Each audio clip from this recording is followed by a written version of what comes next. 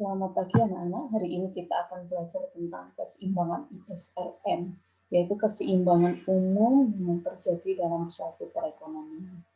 Dan langsung saja.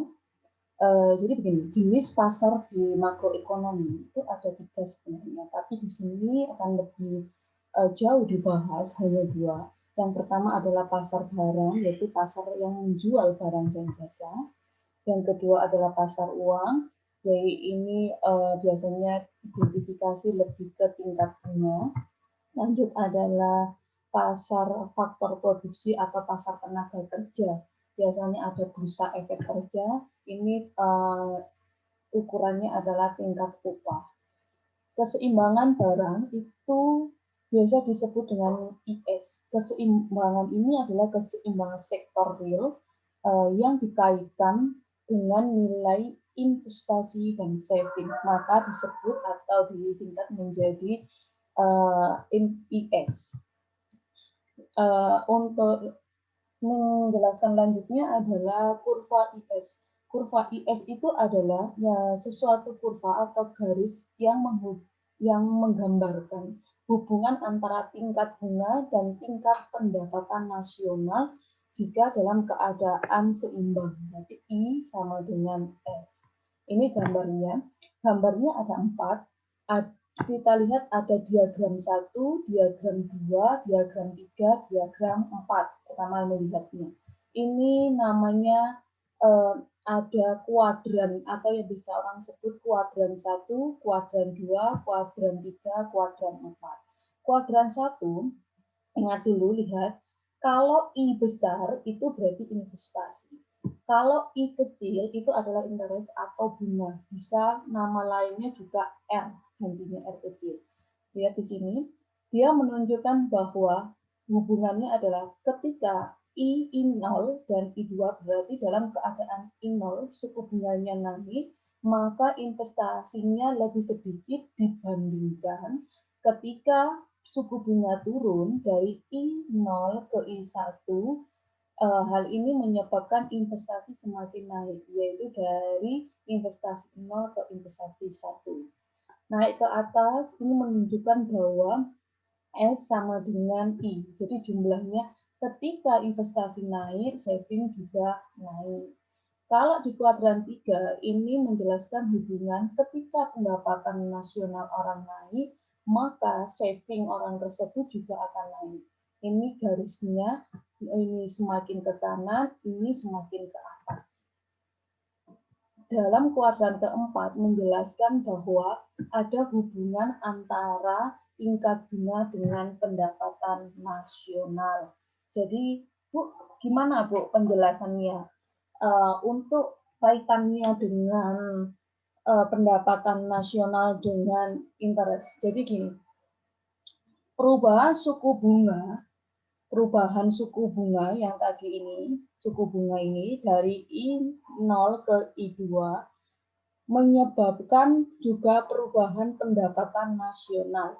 Logikanya begini, ketika suku bunganya itu turun, otomatis yang tadi yang kuadran 1 tadi, yang kuadran 1 menunjukkan bahwa investasi naik. Semakin naik investasi, maka akan suatu kegiatan ekonomi atau produksi semakin meningkat karena ada investasi. Dengan meningkatnya produksi, menyerap tenaga kerja yang lebih banyak, hal ini akan juga berujung pada pendapatan masyarakat semakin meningkat. Maka hal ini mengakibatkan pendapatan nasional menjadi naik. Maka dari A ke B, begitu penjelasannya. Oke, kita lanjut tentang keseimbangan pasar uang atau LM. Jadi keseimbangan ini adalah permintaan atau penawaran dana-dana surat berharga dalam jangka waktu 1 tahun. Kenapa sebutannya sebagai LM? Karena gini, keseimbangan antara permintaan uang itu bisa disebut liquidity preference atau lambangnya adalah L. Sedangkan M yaitu penawaran yang bisa disebut money supply. Biasanya MS, tapi karena disingkat menjadi LM. Seperti itu. Oke. Motif, karena kita membahas tentang permintaan uang, penawaran uang, kita harus awalnya ini dulu. Permintaan uang itu adalah sejumlah uang yang dipegang oleh masyarakat. Kegunaannya adalah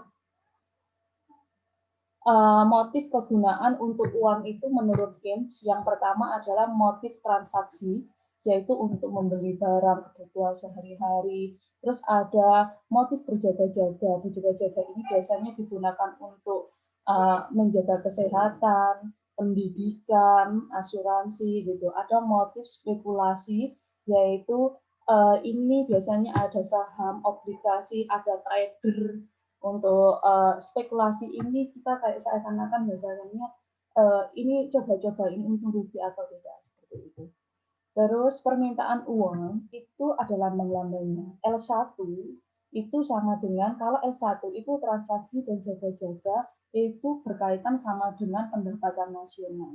Sedangkan L2 itu adalah spekulasi sama dengan tingkat bunga atau interest. Oke, sebentar. Ini itu tadi permintaan, ini penawaran uang. Penawaran uang itu adalah jumlah uang yang tersedia dalam perekonomian dapat digunakan untuk membiayai transaksi yang dilakukan oleh masyarakat. Di sini penawaran uang itu sama dengan jumlah uang yang beredar dari masyarakat. Ada lambangnya, ada M1 dan M2. Kalau M1 itu uang kartal. Uang kartal itu uang yang nyata, uang kertas, uang logam, ditambah dengan uang giral, ada uang tabungan. Sedangkan M2 itu penambahan dari M1 dengan near money. Near money itu ada surat deposito, ada surat berharga. Bu, bedanya apa, Bu? Ini di sini adalah sama-sama uang giral. Uang giral yang di sini ini adalah uang yang pencairannya cukup mudah karena tabungan ini bisa diambil sewaktu-waktu. Kalau deposito dan surat berharga itu kan lebih ke jangka panjang perbedaannya. Ini tadi ada kurva IS, sekarang ada kurva LM. Ini menunjukkan tingkat hubungan bunga dengan pendapatan nasional juga dalam keadaan keseimbangan pasar uang. Nih, sama kuadrannya, kalau ini bacanya dari sini, kuadran 1, kuadran 2, kuadran 3, dan kuadran 4. Kalian amati dulu gambarnya, habis ini akan saya jelaskan. Jadi begini, kuadran 1, ingat, L1 tadi apa? L1 tadi adalah uang yang digunakan untuk suatu transaksi. Lihat dulu, biar nggak lupa. Ya, untuk transaksi dan berjaga-jaga. Ini. Jadi, semakin tinggi pendapatan nasional, maka semakin tinggi uang yang digunakan untuk transaksi dan berjaga-jaga. Kalau ini kuadran 2 itu lebih ke M atau uang yang beredar, itu adalah penjumlahan dari L1 dan L2. L1 adalah transaksi dan berjaga-jaga, L2 adalah untuk uang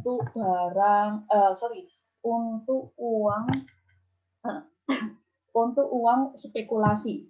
Jadi ini jumlahnya juga sama. Semakin tinggi uang yang digunakan untuk jumlahnya MS-nya sama. Jadi ini penjumlahan ketika ini bergeser ke kanan semakin tinggi, L2-nya, L1-nya juga semakin tinggi. Pada kuadran ketiga, ini adalah gambaran tentang spekulasi dengan bunga hubungannya. Ini adalah ketika bunganya naik, maka investasi di sini akan mengalami penurunan. Karena ketika bunga naik, orang lebih cenderung untuk menabung atau melakukan deposito daripada harus melakukan spekulasi seperti pasar uang atau trading. Jadi ingat, intinya pokoknya ketika bunganya turun, maka hal ini akan mengurangi spekulasi dalam kegiatan kurva LN. Tuh, ini dia kurvanya semakin ke tinggi, dia akan semakin mengurangi. Terus yang kuadran keempat ini adalah kuadran yang menggambarkan kurva pendapatan, tingkat pendapatan dengan suku bunga. Artinya gini, ini berpengaruh penawaran uang yang pendapatan nasional ini meningkatkan peredaran uang yang ada di masyarakat. Dengan adanya peredaran karena pendapatan nasional, uang yang beredar di masyarakat ini banyak logikanya. Dengan adanya itu, maka ditinggikan bunganya atau dinaikkan. Gunanya adalah agar untuk menarik uang yang beredar dari masyarakat untuk menghindari suatu inflasi. Oke, lanjut. Ini keseimbangannya. Jadi gabungan antara ISLM, yaitu adalah interaksi antara sektor real dengan sektor keuangan, barang dan jasa dengan keuangan. Keseimbangan di sini itu kalau kurvanya itu perpotongan ISLM, di mana tingkat bunga dan tingkat pendapatan dalam kondisi seimbang, baik dalam pasar uang maupun pasar barang. Nih, gambarnya seperti ini. Ada gambar, ada perhitungan sistematisnya. Saya jelaskan dulu perhitungan sistematisnya. Jadi di sini nanti ada kita ketahui fungsinya, fungsi IS itu ini berbeda dengan fungsi yang kemarin karena ini IS belakangnya berkaitan dengan tingkat bunga, maka belakangnya I. Tinggal masukkan ada IS sama dengan LM. Kita masukkan rumus ini fungsinya 3.400 dikurangi 3.000 I sama dengan 3.000 ditambah 1.000 I. Kita geser semua, yang tidak ada I-nya kita geser ke kiri, yang ada I-nya kita ke kanan. Jadi 3.400 dikurangi 3.000 sama dengan yang ke sini ini positif, negatif jadi positif. 3.000 I ditambah 1.000 I. Berarti 400 sama dengan 4.000 I. Interestnya I-nya adalah, IPB-nya ada 0,1. Terus kalau ditanyai berapa, ini kan sudah ketahuan I-nya di sini berarti 0,1. Y-nya berapa pendapatannya? Masukkan salah satu dari fungsi ini. Saya ambil yang gampang, yang ini yang biasa 3.000. 3.000 ditambah 1.000 I. Masukkan Y sama dengan 3.000 ditambah, sorry, ini nolnya kurang, ini harusnya 1.000. 1.000 dikali 0,1 berarti 3.000 ditambah 100 berarti 3.100. Ini berarti di sini 3.100, kita tarik garisnya, kita buat garis ISLM, terus ini kita kasih tanda namanya equilibrium atau keseimbangan ISLM.